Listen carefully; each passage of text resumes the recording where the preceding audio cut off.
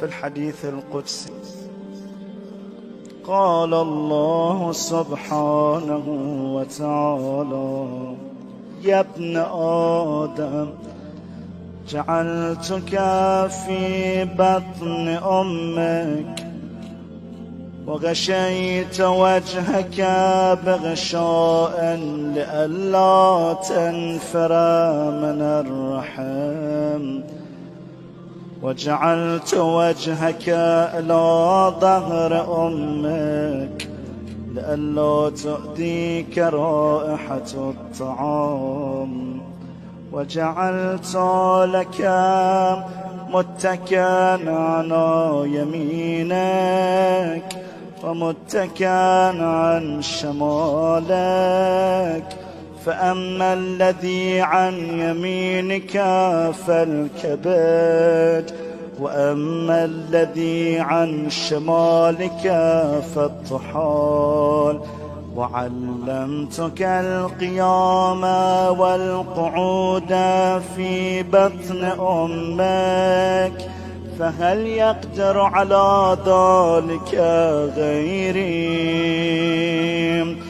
فلما أن تمد مدتك وأوحيت إلى الملك بالأرحام أن يخرجك، فأخرجك على ريشة من جناحه، لا لك سن تقطع ولا يد تبطش ولا قدم تسعى، فأبعث لك عرقين رقيقين في صدر أمك يجريان لبنا خالصا حارا في الشتاء وباردا في الصيف، وألقيت محبتك في قلب أبويك فلا يشبعان حتى تشبع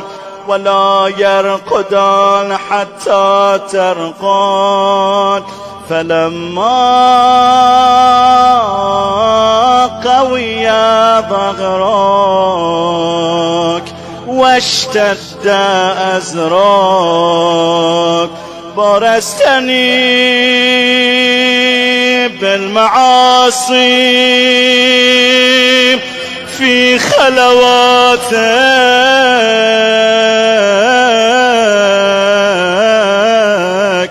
ولم تستح مني.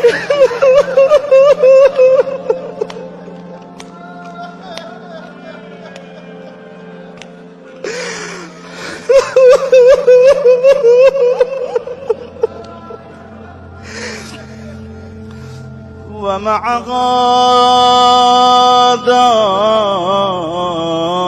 إن دعوتني أجبت،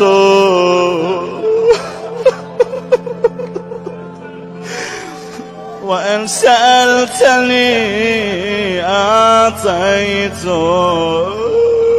وإن تبت إلي قبلتك.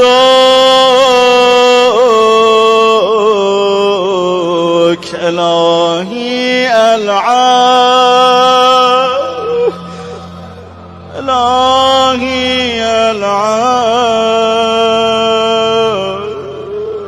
إلهي العاب.